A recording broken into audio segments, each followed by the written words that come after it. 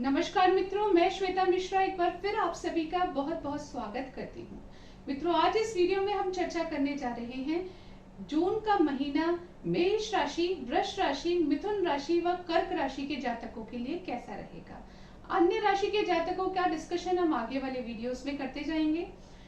आगे बढ़ने से पहले बताना चाहूंगी कि ये वीडियो आपके लग्न पर आधारित है। साथ ही इस वीडियो में आप दो चीजें अवश्य जानेंगे। पहली चीज कि आपको क्या लाभ और नुकसान हो सकता है, और दूसरी चीज आप ये अवश्य ध्यान रखिएगा कि आपको इस महीने कौन से उपाय करने हैं ताकि आपको ज्यादा परेशानियों का सामना ना करना पड़े और बहुत ही अच्छे तरीके से आप जून का महीना बिता पाएं। तो चलिए सर्वप्रथम जान लेते हैं मेष राशि के जातकों के लिए जून का महीना कैसा रहेगा। तो मित्रों, मेष राशि के जातकों के लिए जून के महीने में जो बहुत अच्छी चीज देखने को मिल रही है वो यह है कि उनके विदेश से संबंधित यदि कोई कार्य अटक रहे थे तो वो अब बन जाएंगे। यदि आप इंपोर्ट एक्सपोर्ट का काम करते हैं, या आप विदेश में जाना चाहते हैं, या आप विदेश से आना चाहते हैं, या कोई अन्य कार्य भी आपका विदेश से संबंधित अटक रहा हो, वो अब बन सकता है। इसके अलावा पिछले दिनों यदि आपको अपने जीवन में लॉसेस देखने को मिल रहे थे, नुकसान हो रहे थे, वो नुकसान की भरपाई होने का समय आ गया है। यानी आपके नुकसान कम होंगे और धीरे धीरे आप अपनी कंडीशंस में इंप्रूव करते जाएंगे। तीसरी महत्वपूर्ण चीज, आपको स्वास्थ्य में भी लाभ देखने को मिलने वाला है। तो ये तीन खुशखबरियां आपको अपने जीवन में देखने को मिलने वाली हैं, परंतु आपको कुछ सावधानियां भी बरतनी है। पहली चीज ये कि आपको अपने क्रोध पर संयम रखना है। इस समय में आप क्रोध में आकर 27 जून से पहले कोई गलत निर्णय भी ले सकते हैं, तो इसका पूर्णतया ध्यान रखें। आपने अगर गलत निर्णय लिया तो वो आपके परिवार के लिए भी हितकारी नहीं होगा, साथ के साथ आपको धन से संबंधित भी कोई चिंताएं देखने को मिल सकती हैं। इसलिए आप जो भी कार्य करें सोच समझ के करें, क्रोध में आकर, गुस्से में आकर, इम्पेशेंट होकर कोई भी कार्य ना करें। एक और सावधानी आपको बरतनी है, वह यह है कि अपनी वाणी पर पूर्णतः संयम बनाए रखें, क्योंकि इस वक्त यदि आपके मुंह से कोई ऐसी बात निकल गई जो सामने वाले को हर्ट कर गई तो आपको बड़ा नुकसान उठाना पड़ सकता है। वो नुकसान रिश्तों से संबंधित भी हो सकता है और धन से संबंधित भी हो सकता है। तो क्रोध पर संयम बनाएं, वाणी पर संयम बनाएं, अन्य स्थितियां आपके जीवन में बहुत अच्छी रहेंगी। 15 जून के बाद आपको अपनी मेहनत का पूरा परिणाम, अच्छे फल देखने को अवश्य मिलेंगे। तो आप ये समझ लीजिए कि अगर कोई परेशानियां आती भी हैं तो भी आप डट कर मेहनत करते रहिए, आपको बहुत अच्छे परिणाम अपने जीवन में देखने को मिलेंगे। आप जान लेते हैं कौन से उपाय आपको जून के महीने में कर लेने चाहिए।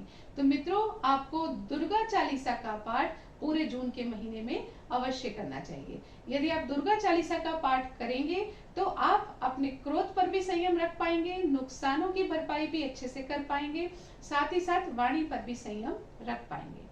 तो इस प्रकार से हमने जाना मेष राशि के जातकों के बारे में। आप जान लेते हैं वृष राशि के जातकों के बारे में। तो मित्रों, वृष राशि के जातकों के लिए जून के महीने में उनके दैनिक रोजगार में उन्नति देखने को मिल रही है। साथ ही साथ आप बहुत अच्छे डिसीजंस लेंगे। जो डिसीजंस आप लेने में हिचक रहे थे अब आप उन्हें ले पाएंगे। यदि आप अपने बिजनेस में कोई नया इंप्रूवमेंट लाना चाहते हैं तो वो काम आप इस महीने में कर सकते हैं। आपके वैवाहिक जीवन के लिए भी ये समय बहुत अच्छा रहेगा। यदि आप पार्टनरशिप में काम करते हैं उसके लिए भी ये समय बहुत ही अच्छा रहेगा। तो इस प्रकार से आपकी बहुत सारी समस्याएं खत्म होती हुई इस महीने में नजर आ रही हैं। परंतु अब हम जान लेते हैं उन बातों को कि आपको कौन सी सावधानियां बरतनी है। मित्रों, आप अपने कार्य जैसे भी आपके चल रहे हैं, जॉब या बिजनेस, आप जहां जॉब कर रहे हैं वही करते रहिए। जहां बिजनेस जैसा आप कर रहे हैं उसे वैसा का वैसा करते रहिए। आप उसमें अधिक इन्वेस्टमेंट्स नहीं कीजिए। यदि आपने इस महीने में बिना सोचे समझे इन्वेस्टमेंट कर दिया तो उस इन्वेस्टमेंट के आपको अच्छे फल देखने को नहीं मिलेंगे, यानी लॉस देखने को मिल सकता है। इसलिए आपको ये एडवाइस दी जाती है कि आप इस महीने में इन्वेस्टमेंट मत करिए, रिस्क मत लीजिए। शेयर मार्केट में डील करते हैं तो इंट्राडे के सौदे बिल्कुल मत लीजिए, अदरवाइज आपसे गलती हो सकती है। यदि आपने इन सावधानियों को बरता तो आप देखेंगे कि ये महीना आपको बहुत सक्सेसफुल बनाएगा। जो डील्स आपकी अटकी हुई थी वो सब अब हो जाएंगी और आप खुद ही आगे बढ़ते हुए नजर आएंगे। उसके लिए गलत इन्वेस्टमेंट्स बिल्कुल मत कीजिए। अब जान लेते हैं आपको कौन से उपाय जून के महीने में कर लेने चाहिए। तो मित्रों, जून के महीने में वृष राशि के जातकों के लिए सबसे अधिक आवश्यक रहेगा हनुमान चालीसा का पाठ। यानी नित्य प्रतिदिन आपको हनुमान चालीसा का पाठ करना है। यदि आप ऐसा करते रहे तो आप अपनी सभी परेशानियां समाप्त करके सिर्फ प्रोग्रेस करते हुए ही नजर आएंगे। अब जान लेते हैं मिथुन राशि के जातकों के बारे में। तो मित्रों, मिथुन राशि के जातकों के लिए जून के महीने में उनको भाग्य का पूर्ण रूप से साथ अवश्य मिलेगा। सेहत में पूर्ण रूप से सुधार आने के योग बने हुए हैं। इसके अलावा विदेश से संबंधित भी यदि आपके कोई कार्य अटक रहे थे या आपकी कोई इच्छाएं थी, वो पूर्ण होने के योग बन रहे हैं। आपकी जॉब में भी बढ़ोतरी अच्छी होने के योग बनते हैं। बिजनेस के में भी आपके अच्छे योग बनते हैं, परंतु आपके कार्यों में छोटे छोटे उतार चढ़ाव देखने को अवश्य मिलेंगे। अंत में सब ठीक हो जाएगा, परंतु बीच बीच में उतार चढ़ाव आते रहेंगे। तो इस पे आपको पूरा फोकस करना है।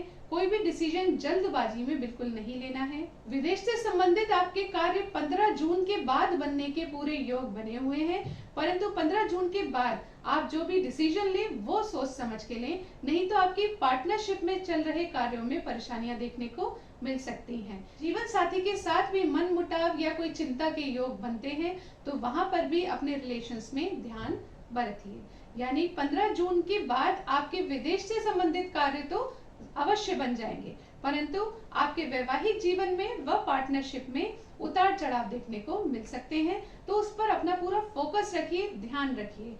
गुस्से में आकर डिसीजन बिल्कुल मत लीजिए, क्योंकि सूर्य देव आपके लग्न में 15 जून के बाद विराजमान होंगे। इसलिए आपको अपने क्रोध पर संयम रखना आवश्यक रहेगा। अन्य स्थितियां बहुत अच्छी बनी हुई हैं। आप मेहनत करते रहेंगे तो रिजल्ट्स बहुत अच्छे से मिलते रहेंगे। साथ ही आपकी सेहत में भी सुधार देखने को अवश्य मिलेंगे। आपके जीवन में हो रहे लॉस भी कम हो जाएंगे।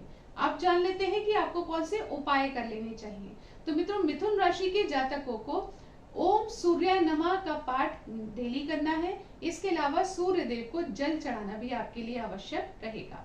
यानी नित्य प्रतिदिन सवेरे स्नान आदि के पश्चात सूर्य देव को जल चढ़ाएं और ओम सूर्याय नमः का 108 बार जाप अवश्य करें।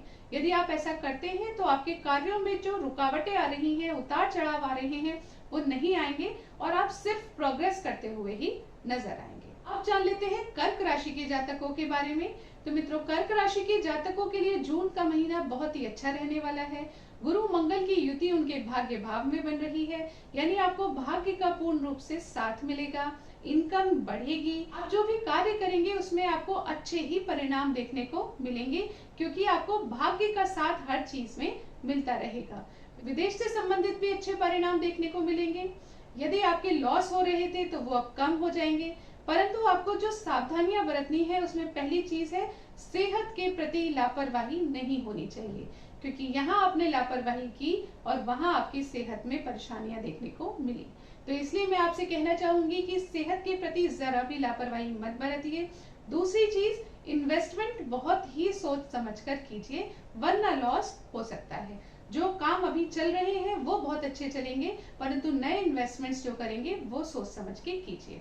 तीसरी चीज जो आपको बहुत ज्यादा ध्यान रखनी है वो यह है, अपने क्रोध पर संयम रखिए, वरना जीवन साथी के साथ मन मुटाव होना या जीवन साथी के प्रति कोई चिंताएं होने के योग बन रहे हैं। इसलिए अपने क्रोध पर भी संयम रखिए और आपको जो बहुत महत्वपूर्ण उपाय करना है वो आप अवश्य जान लीजिए। वो उपाय है मित्रों, ओम शम शनिश्चराय नमः। इस मंत्र का जाप फिर से सुन लीजिए।